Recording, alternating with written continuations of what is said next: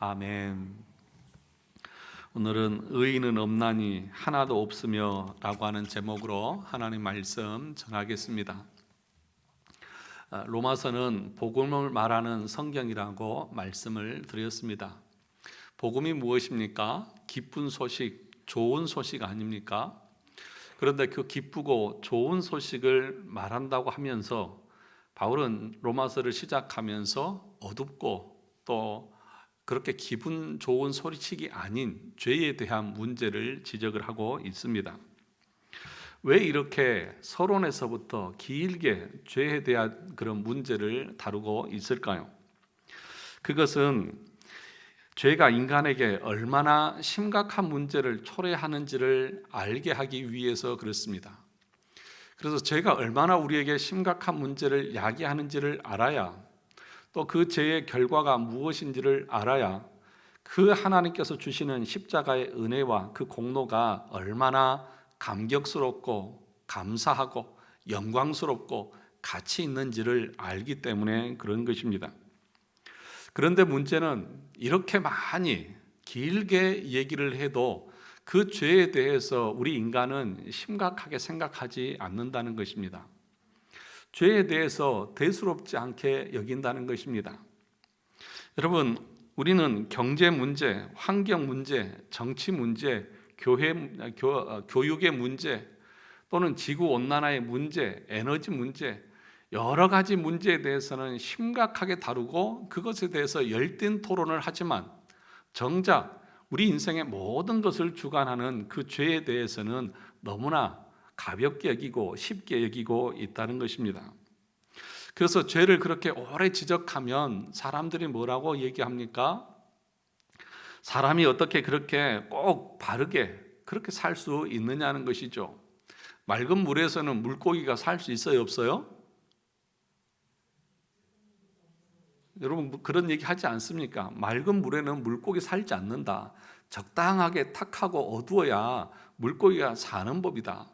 사람이 어떻게 그렇게 똑바르게 깨끗하게 그렇게 살 수 있느냐? 적당하게 타협도 하고 적당하게 즐길 줄도 알고 작은 죄는 그냥 넘어갈 줄도 알아야지.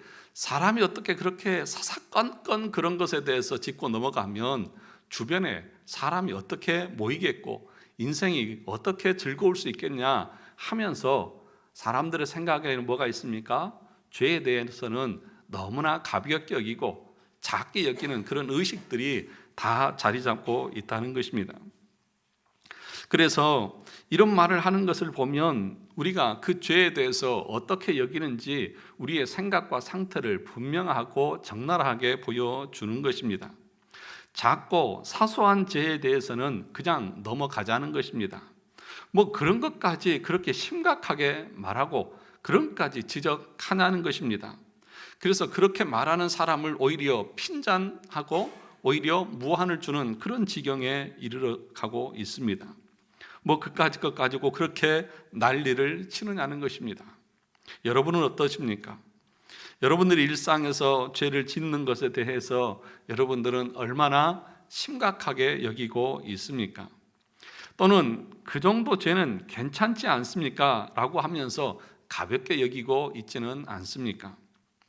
하나님의 말씀은 우리의 신앙과 행위의 유일한 법칙이다. 우리는 그렇게 알고 있습니다. 그러면 우리의 생각은 그렇다 치고 그러면 성경에서 하나님께서는 그 죄에 대해서 어떻게 우리에게 말씀하시고 있느냐 하는 것입니다. 하나님이 가장 싫어하시는 것이 무엇입니까? 죄입니다. 하나님이 가장 싫어하는 것이 죄라는 것입니다. 로마서 6장 23절 죄의 싹은 무엇입니까? 사망이요 하나님의 은사는 그리스도 예수 우리 주 안에 있는 영생이니라. 죄의 싹은 사망이라고 그렇게 얘기하고 있습니다. 죄의 결과는 죽음입니다. 그렇게 엄청난 것이 죄인데 그 죄에 대해서 우리는 가볍게 여긴다는 것입니다. 그래서 그 죄에 대해서도 경중을 따지면서 큰 죄는 벌을 내려도 작고 사소한 것은 그냥 넘어갑시다. 그렇게 우리는 생각을 합니다. 그런데 여러분, 우리가 오후 예배 때 웨스트민스터 신앙 고백서를 배우고 있지 않습니까? 거기에 제15장 생명에 이르는 회개 사항에 보면 이렇게 죄에 대해서 정의를 해주고 있습니다. 아무리 작은 죄라도 멸망에 해당하지 않는 죄가 없는 것 같이, 아무리 작은 죄도 우리를 어디로 이끌어 간다고요? 멸망으로 이끌어 간다고요. 아무리 큰 죄라도 참으로 회개하는 자들에게는 멸망을 가져오는 죄는 없다, 그렇게 말합니다. 아무리 사소한 죄라도 회개하지 않으면 그것이 멸망에 이르지만, 아무리 큰 죄라 할지라도 하나님 앞에 회개하면 그 죄는 멸망으로 이끌지 않는다. 그러므로 여러분, 죄는 아무리 작은 죄도 우리를 멸망으로 이끌어 갑니다. 그래서 바늘도둑이 뭐 됩니까? 소도둑 되는 것은 그렇게 잘 아시면서 왜 사소한 죄에 대해서는 그렇게 가볍게 여기시는 거냐는 거죠. 작은 것을 가볍게 여기면 더 간이 부풀어 올라서 더 배짱이 커져가지고 큰 죄도 아무렇지도 않게 그렇게 짓는 것이 우리 인간의 타락한 본성인 것입니다. 그런데 여러분, 거듭난 영혼은 어떠하냐 하면 작은 죄도 크게 봅니다. 그런데 거듭나지 못한 영혼은 큰 죄도 작게 보는 것입니다. 그것이 거듭났느냐 거듭나지 않는 사람의 아주 중요한 차이 중에 하나인 것이죠.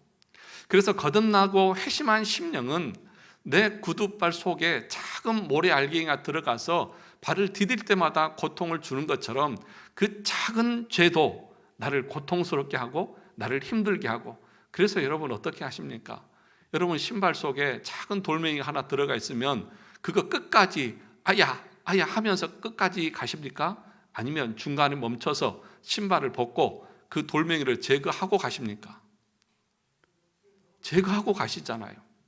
그러니까 거듭나서 생명이 있고 살아난 심령들은 자기 영혼을 돌아보면서 자기 삶을 돌아보면서 내가 하나님의 말씀에 위배되고 잘못한 죄가 있으면 그거 그냥 넘어가지 않습니다.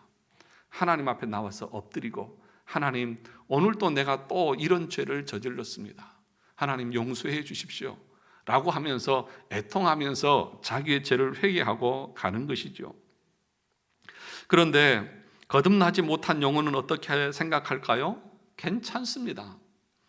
작은 것 괜찮습니다.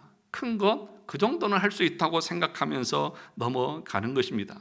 그래서 자신이 그 죄에 대해서 지적하고 책망하는 것을 오히려 거북하게 여기고 불편하게 생각하면서 오히려 반항하고 합리화하는 그런 모습으로 나타나는 것이죠.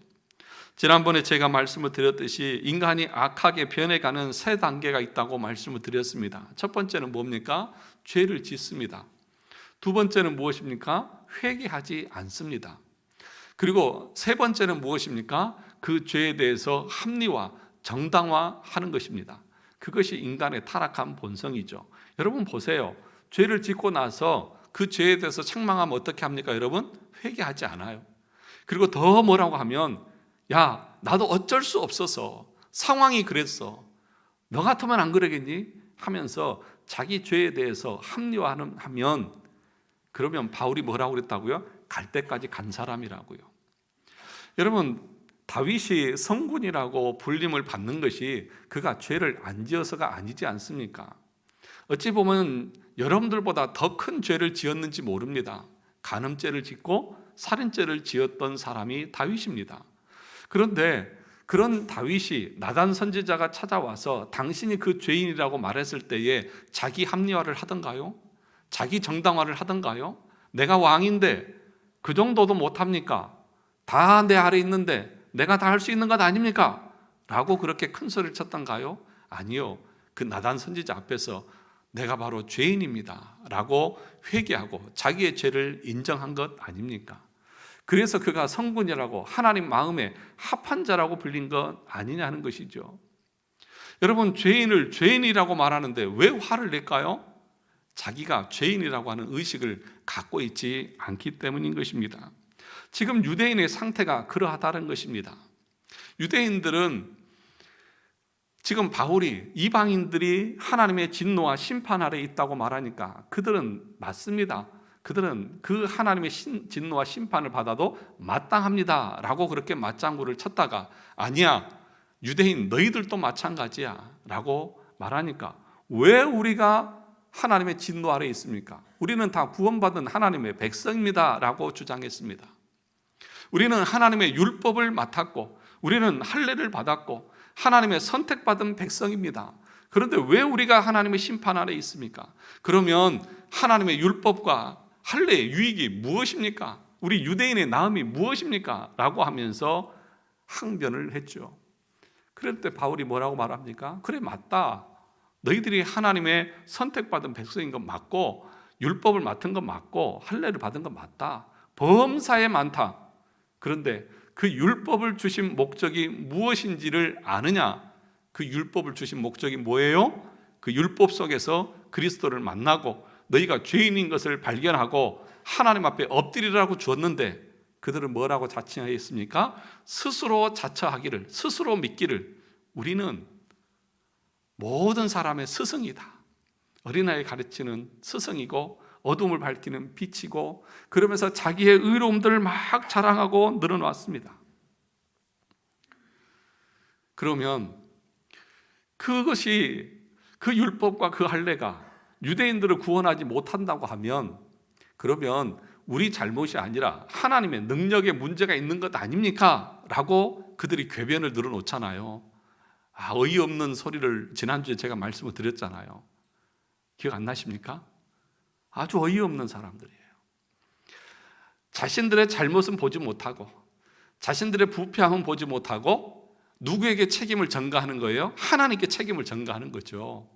하나님 말씀도 주시고 할례도 줬는데 유대인들이 구원 못 받는 것은 하나님께 문제가 있는 것 아닙니까? 그러니까 바울이 뭐라고 말합니까? 다윗의 예를 들어서 하나님께서 다윗이 범죄했지만 그를 용서하시고 그를 회복시켜서 그의 후손을 통해서 메시아가 오게 하셨다. 하나님은 불의하지 않다라고 말하니까 또 궤변을 늘어놓죠. 그러면 다윗의 범죄가 하나님의 의를 이루었다고 하면 그 죄에 대해서 벌하시면 안 되죠. 우리의 잘못이 하나님의 의를 드러냈다고 하면 우리를 벌하시면 안 되죠. 이런 궤변을 늘어놓잖아요. 우리 교회에도 그런 궤변을 늘어놓는 청년이 있더라고요. 제가 커피를 맛있게 내려주니까 그 커피 맛이 좋아서 다른 데 가서는 커피를 사 먹을 수가 없대요. 그래서 내 입맛을 배려놨으니까 목사님이 책임을 지래요. 이런 궤변이 어디 있어요? 그렇지 않습니까?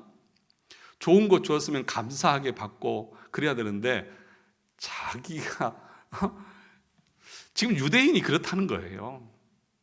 그러면 우리가 가서 거짓말하자. 거짓말을 많이 하면 그 거짓말 때문에 하나님의 의가 더 드러나는 거 아니냐? 그렇게 말하는 것이 얼마나 어처구니 없는 죄인의 모습이냐는 것이죠. 그래서 8절에서 뭐라고 말했습니까? 우리 8절을 보시죠. 3장 8절. 3장 8절 같이 읽어보겠습니다. 시작. 또는 그러면 선을 이루기 위하여 악을 행하자 하지 않겠느냐? 어떤 이들이 이렇게 비방하여 우리가 이런 말을 한다고 하니 그들은 뭐하다? 정죄받는 것이 마땅하다. 그러니 그런 생각을 가지고 그런 주장을 하는 너희들은 하나님의 진노와 심판을 받아 마땅하다라고 그렇게 정의를 하고 있다는 것입니다. 그러면서 이제 더 자세하게 들어갑니다. 9절을 보시면 그러면 어떠하냐? 우리는 나으냐? 결코 아니라 유대인이나 헬라이나 다 죄 아래에 있다고 우리가 이미 선언하였느니라. 바울은 지금 헬라인, 유대인 말하면서 그들뿐만 아니라 나 자신도 거기에 포함된다 그렇게 얘기를 하고 있습니다. 바울은 유대인입니까? 이방인입니까? 유대인이잖아요. 유대인 중에서도 유대인이고 율법으로는 흠이 없다고 자처하는 사람이 바울 아닙니까? 그런데 이런 바울이 유대인들이 반발할까 봐 나도 똑같다. 나도 다 하나님의 진노 아래에 있는 것은 마찬가지다. 그러므로 이 세상에 하나님의 진노에서 벗어날 수 있는 사람은 아무도 없다는 것을 말하고 있습니다. 여기 9절 마지막에 보면 뭐라고 말합니까? 다 죄 아래에 있다고 우리가 이미 뭐 하였느니라? 선언하였느니라. 이 선언하였다고 하는 말의 의미가 무엇이냐 하면 하나님께서 재판장에서 검사와 변호사 사이에서 토론과 변론을 다 하고 나서 재판장이 다 듣고 나서 뭐 합니까? 판결하겠습니다. 그러면서 뭐라고 판결하는 것이 뭐예요? 모두 다 죄인 땅 쳤단 말이에요. 이게 선언했다고 하는 말입니다. 그냥 모든 인류가 다 죄 아래 있다고 하나님께서 이미 선언했다. 그러니까 앞에서 1장에서 이방인들이 왜 죄인인지에 대해서 얘기했고, 2장에 와서는 유대인들이 왜 죄인인가에 대해서 다 증명해 보이고, 이제 뭐 한 거예요? 다 선언하고 있는 거예요. 우리 인생은 어느 누구도 하나님 앞에 의로운 존재가 아니라는 것입니다.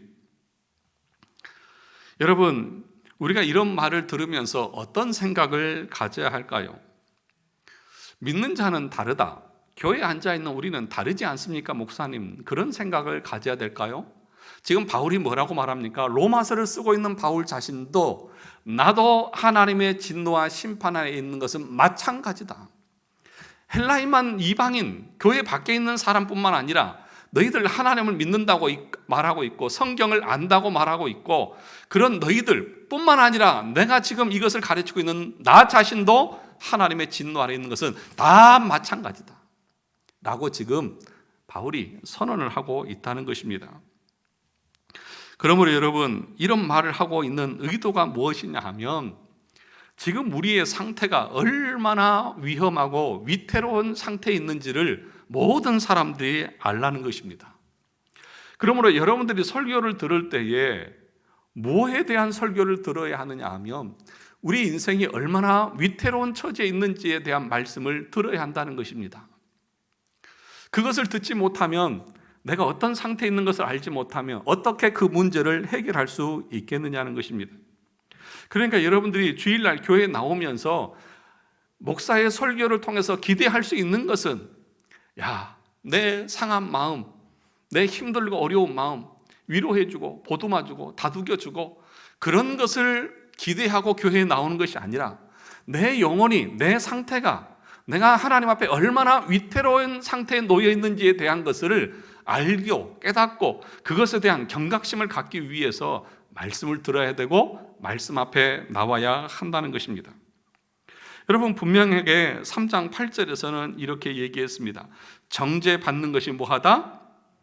마땅하다. 9절에서는 뭐라고 했습니까? 모두 다 죄 아래 있다고 선언했다. 그리고 나서 10절에서는 뭐라고 말합니까? 더 구체적으로 말합니다. 같이 읽어볼까요? 시작.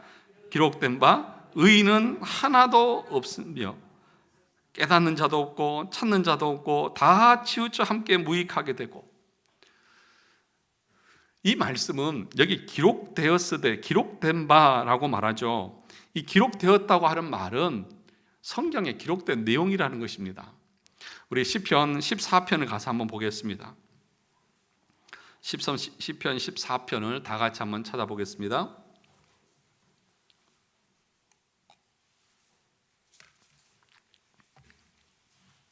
시편 14편 1절 3절 같이 함께 읽어보겠습니다.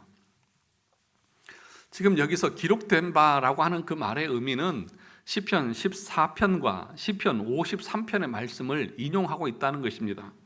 우리 14편 1절부터 3절까지 같이 한번 읽어보겠습니다. 시작. 어리석은 자는 그의 마음에 이르기를 하나님이 없다 하는도다. 그들은 부패하고 그 행실이 가증하니 선을 행하는 자가 없도다. 여호와께서 하늘에서 인생을 굽어 살피사 지각이 있어 하나님을 찾는 자가 있는가 보려 하신즉 다 치우쳐 함께 더러운 자가 되고 선을 행하는 자가 없으니 하나도 없도다. 있어요, 없어요? 하나님을 찾고 하나님을 향해서 선을 행하고 하나님 앞에 의로운 존재가 이 세상에 있다고요, 없다고요? 없다고요. 그래서 오늘 로마서 3장 10절부터 12절까지 보면은요, 없다고 하는 표현이 6번 반복됩니다. 한번 보시죠. 의인은 없나니 하나도 없으며 깨닫는 자도 없고 하나님을 찾는 자도 없고, 12절에 그 다음에 선을 행하는 자는 없나니 하나도 없도다. 그러니까 없나니 없으며 없고 없나니 없도다. 이 없다고 하는 말을 6번이나 강조하면서 이 세상에 사는 어떤 인간도 자기 스스로 하나님을 찾고 하나님이 계시다는 것을 깨달으며 믿음으로 나아갈 수 있는 존재가 한 사람도 없다고 하는 것을 분명하게 선언하면서 시작을 하고 있다는 것입니다. 여러분, 기독교가 뭐냐? 기독교의 시작은 뭐냐 하면은요, 의인은 없다. 여기서부터 시작을 하는 것입니다.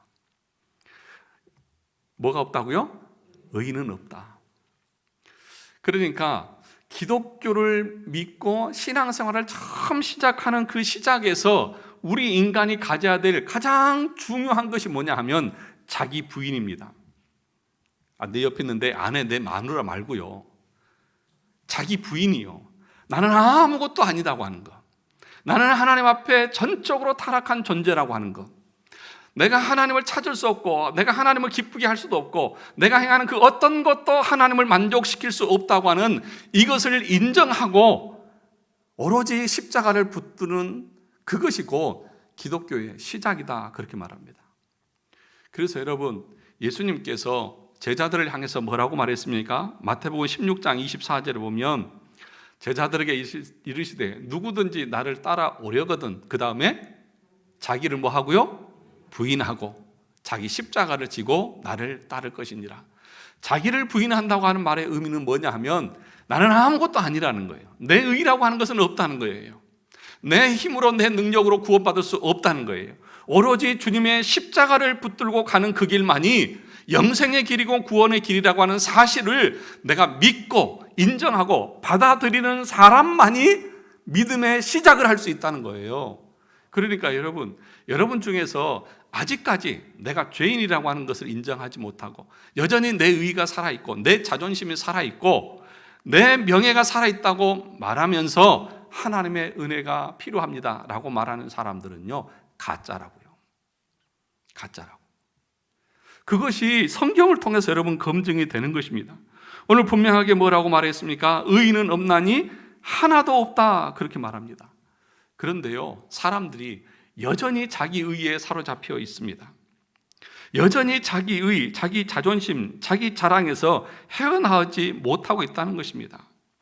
의인은 없고 하나도 없다. 이 세상의 모든 사람들은 죄인이다. 그 죄인들을 향해서 죄인이라고 말하는데 왜 기분이 나쁘냐고요. 맞습니다. 목사님, 제가 죄인 맞습니다. 그래서 아무리 크게 욕을 해도 죄인들은 고개 안 들어요. 그런데 우리는 조금만 뭐 하면 상처받았다고, 조금만 뭐 하면 기분 나쁘다고, 교회 안 나온다고 목사한테 협박이나 하고 제 집에서도 우리 딸도 그래요. 막 제가 뭐라 그러면 아빠, 나 주일날 교회 안 가, 이러면서 저를 협박을 해요. 농담으로 하는 거지만.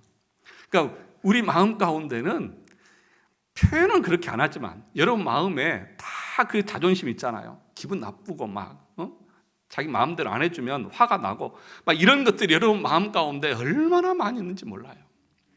그런 것들이 여전히 깨어지지 못하고 그 의에서 빠져나오지 못하고 여전히 자기 의에 사로잡혀가지고 하나님을 믿는다고 그렇게 살아가고 있는데 오늘 성경에서는 뭐라고 말합니까? 의인은 하나도 없다. 너도 똑같은 죄인이다. 그 의에 사로잡혀 있는 것 자체가 네가 죄인이라고 하는 증거다. 그렇게 지금 성경에서 말하는 것입니다. 여러분, 로마서 10장 3절을 가서 한번 볼까요? 로마서 10장 3절입니다.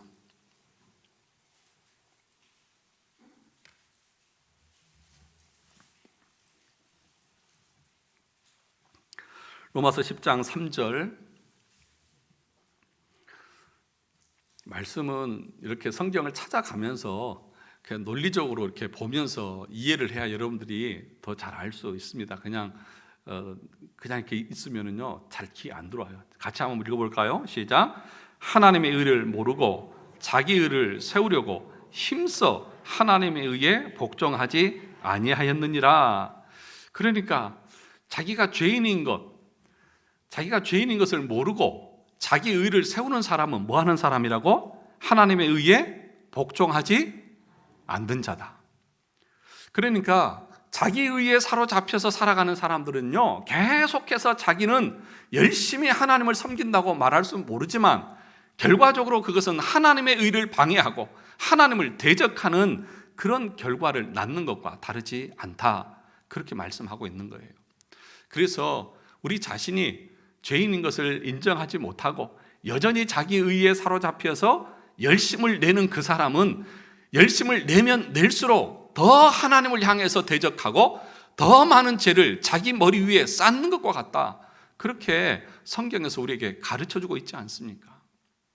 그러니까 여러분들이 여러분의 의를 내려놓지 못하고 조금만 뭐하면 바라락 떨고 조금만 뭐하면 상처받았다고 그러고 조금만 뭐하면 불평이 늘어나고 하는 그 상태가 어떤 거예요? 여전히 내 의가 살아있고 내 자존심이 살아있고 내가 하나님 앞에 죄인이라고 하는 사실들을 인정하지 못한 것 아니냐는 것이죠. 그런데 여러분, 이런 사람들이 교회에 너무 많다는 것입니다.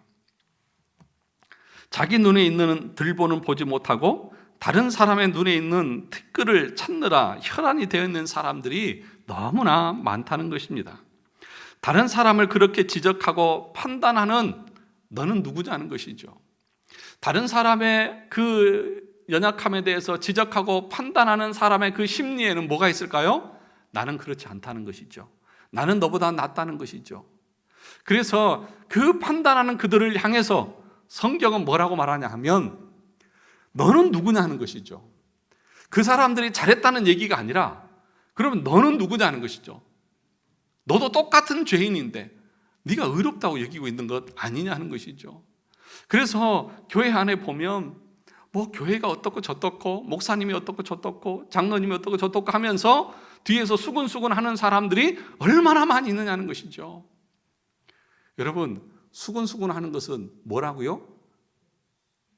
뭐라고 했습니까? 독사의 혀와 같이,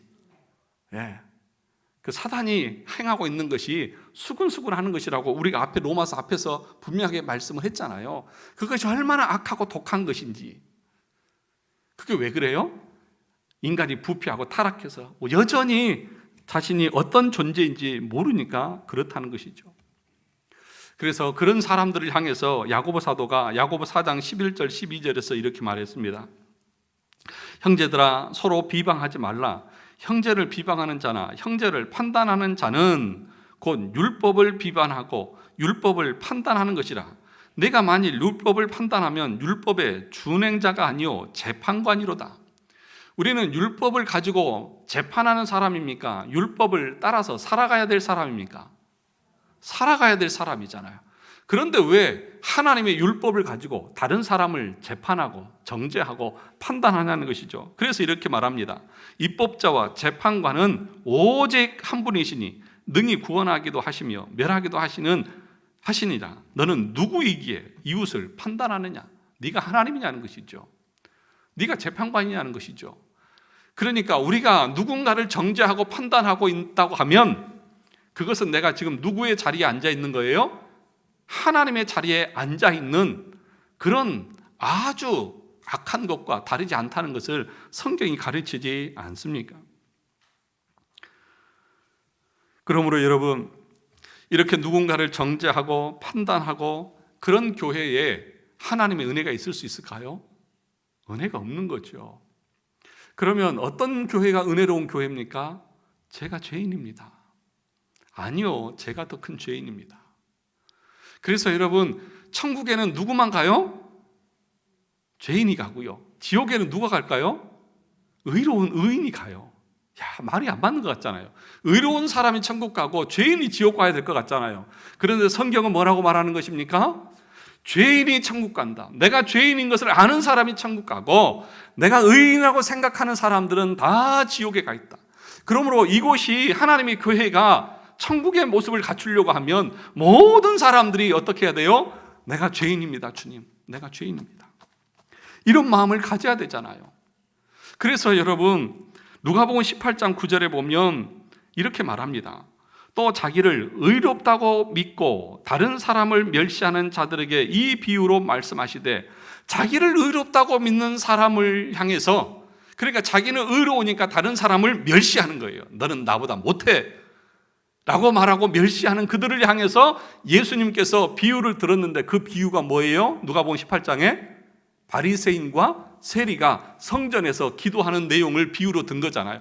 바리새인은 어떤 거예요? 자기가 율법은 알고 있고 말씀은 가지고 있지만, 유대인이라고 자처는 하지만 그 말씀 속에서 자기가 죄인인 것을 깨닫지 못하고 오히려 그것으로 자기의 의를 강화시키는 도구로 사용하고, 그래서 그거 가지고 누구를 판단하는 거예요? 세리들을 멸시하고 판단하는 거예요.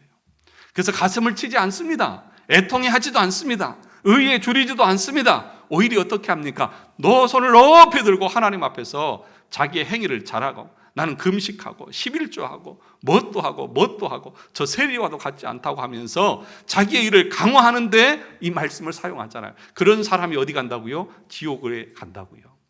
그런데 이 세리는 어떻게 했습니까? 가슴을 치면서 주여 나는 죄인으로서이다.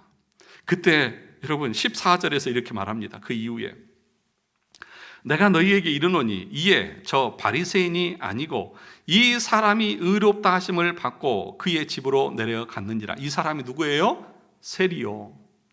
세리가 의롭다 함을 받고 왔다고요. 그러니까 죄인이 천국 가고 의인이 어디를 간 거예요? 지옥에 간 거예요. 왜 하나님의 말씀은 분명하게 이렇게 우리에게 교훈하고 가르치는데 왜 교회에 나와서 예배를 드리고 말씀을 그렇게 자주 듣는 우리 안에 내 의가 그렇게 강화되어지고 강해져 있느냐 하는 것이죠. 여러분, 시간이 가고 우리의 신앙의 연륜이 쌓이고 성경에 대한 지식이 넓혀져 가고, 그리고 우리의 직분이 그렇게 중요한 직분 가운데 가게 되어지면 저절로 우리가 하나님을 사랑하게 되고, 저절로 겸손하게 되고, 저절로 자기가 죄인인 것을 그렇게 고백하게 될까요? 아니요, 그렇지 않습니다. 오히려 오늘 누가복음 18장에 나온 바리새인과 같이 거꾸로 자기의 의를 강화하는 쪽으로 가는 것이 우리 인간의 타락한 본성이라는 거예요. 여러분, 그래서 이 말씀을 여러분에게 적용시켜 보십시오. 내가 지금 교회 생활을 얼마나 오래 했고 말씀을 얼마나 많이 들었고 교회 봉사를 열심히 했는데 그것이 내 의를 강화시키는 자리로 가고 있고 그것이 내 자랑거리가 되어져 있고 내 의가 되어져 있다고 하면 나는 누구냐는 것이죠. 여러분은 누구냐는 것이죠. 예수님께서 말씀하시는 거예요. 너 바리새인이다. 바리새인이야. 왜 이런 말씀을 보면서 이 바리새인을 다른 사람에게 적용하고 왜 나에게는 안 하죠? 그러니까 여러분, 교회 오래 다녔다고 해서 말씀을 많이 안다고 해서 자동적으로 내가 겸손해지는 게 아니에요. 그러면 어떻게 해야 됩니까? 날마다 말씀의 율법으로 내 양심을 쳐 맞아야 되는 거죠. 말씀이 내 양심을 치는 것을 들어야 하는 것이죠. 이런 설교를 들어야 내가 정말 하나님 앞에 아무것도 아닌 것이라고 하는 것을 깨닫고 자신을 한 번이라도 더 돌아보죠. 여러분들이 본성적으로 여러분들은 늘 그렇게 자기 의를 강화하는 쪽으로 가게 되어져 있는 것이 인간인데, 교회에 와서 여러분들이 목사의 설교를 들을 때 여러분들은 다 괜찮고 의롭고 괜찮고 잘하고 있고 라고 하면 그 의가 어떻게 될까요? 계속해서 강화되고 단단한 콘크리트처럼 되어져서 어떤 말씀을 해도 그 말씀이 여러분의 귀에 들어가지 않죠. 여러분, 경작하는 밭을 그냥 내버려 두면 그 밭이 어떻게 되던가요? 농사를 안 접어서 잘 모르시나요? 밭을 한 해만 묵히면 그 밭이 어떻게 됩니까? 온갖 잡초가 다 뒤집어 버리잖아요. 그러면 어떻게 해야 돼요? 잡초도 뽑고 돌도 빼고 약도 치고, 그렇죠? 가지도 쳐주고 그런 관리가 있어야만 겨우 그 밭을 유지하지 않습니까? 우리의 영혼도 마찬가지라는 거예요. 우리의 영혼을 여러분들이 관리하지 않으면, 여러분들이 이 말씀을 통해서, 기도를 통해서, 그 은혜의 통로를 통해서 여러분들의 영혼을 관리하지 않으면요, 교회에 와서 앉아 있어도 여러분의 생각과 가치관과 사상은 교회 밖에 있는 사람과 별로 다르지 않다는 거예요. 아멘 아닙니까? 아멘이에요. 그래서 여러분, 하나님의 말씀을 여러분들이 듣지 않고 기도의 자리에 나가지 않고 은혜의 수단을 여러분들이 사용하지 않고 있는 사람이라고 하면 저는 단언하기를 여러분의 가치관과 생각은 세상 사람과 별로 다른 게 없어요. 날마다 여러분, 왜 여러분들의 삶의 모습들은 돌아보지 않죠? 왜 여러분들의 영혼의 상태는 점검하지 않죠? 1년에 한 번씩 의료보험공단에서 건강검진 하라고 하는 것은 꼬박꼬박 다 하시잖아요. 그렇죠? 여러분의 건강검진은 꼬박꼬박 하고, 그리고 살 빼기 위해서 다이어트는 열심히 하면서 좋지 않은 음식은 먹지도 않고 다이어트 살 빼는데 그렇게 열심을 내면서 왜 내 안에 있는 육체의 소욕과 죄의 그 찌꺼기는 제거하려고 하지 않고 정말 몸에 좋은 영적인 말씀과 기도의 자리는 사모하지 않고 있느냐고요.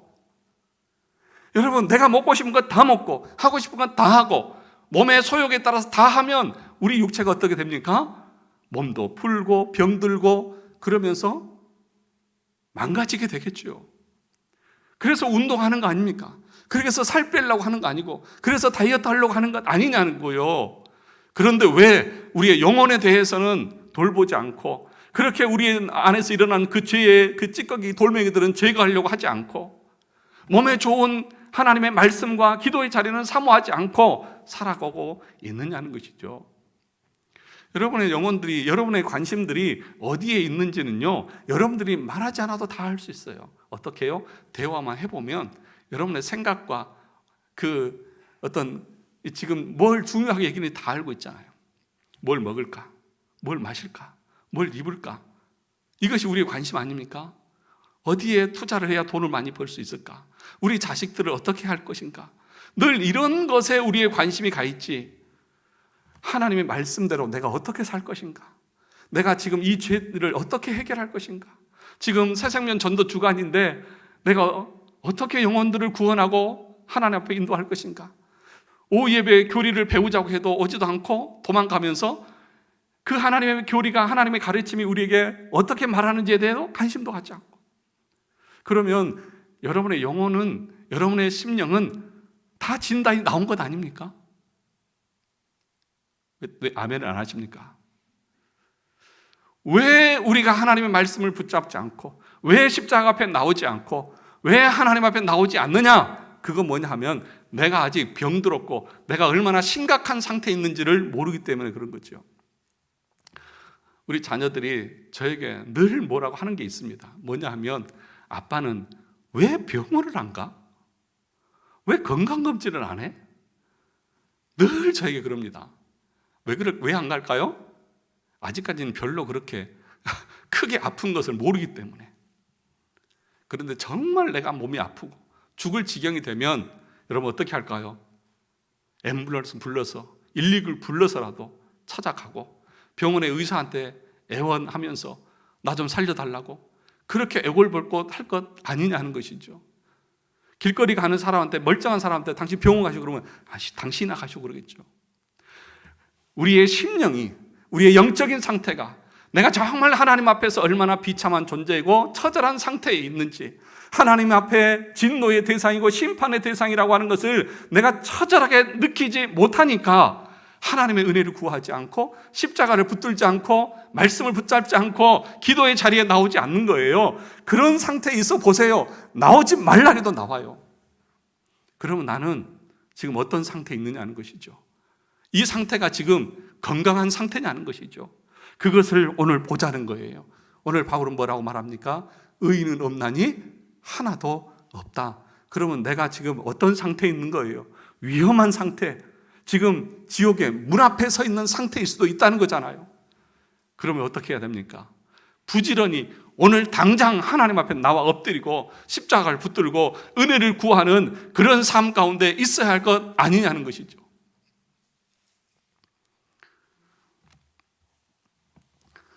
사랑하는 성도 여러분, 여러분들에게 이렇게 말씀을 드리는 것은 제가 여러분들을 사랑해서 그렇습니다. 아멘이십니까?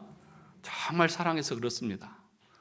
이게 목사의 책임이고 이것이 여러분들을 구원의 길로 이끌어가는 하나님의 방편이고 도구이기 때문에 그런 것입니다. 내가 죄인인 것을 뼈저리게 알아야 하나님의 은혜가 너무 크고 놀랍고, 그래서 그 하나님 앞에 날마다 달려나가고 싶은 거예요.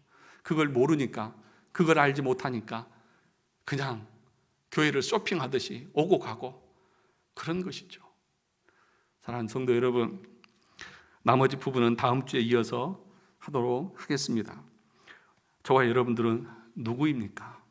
의인입니까? 죄인입니까? 루터는 이렇게 말했습니다. 우리는 용서받은 죄인입니다. 믿음으로 의롭게 되어져서 죄책은 사라졌지만 여전히 우리는 죄인입니다. 그러므로 우리는 평생 하나님 앞에 우리의 죄를 회개하며 겸손하게 십자가만을 의지하며 오직 은혜만을 의지하며 살아가야 할 존재들입니다. 이런 은혜가 우리 모든 성도들에게 있기를 주님의 이름으로 축원합니다. 하나님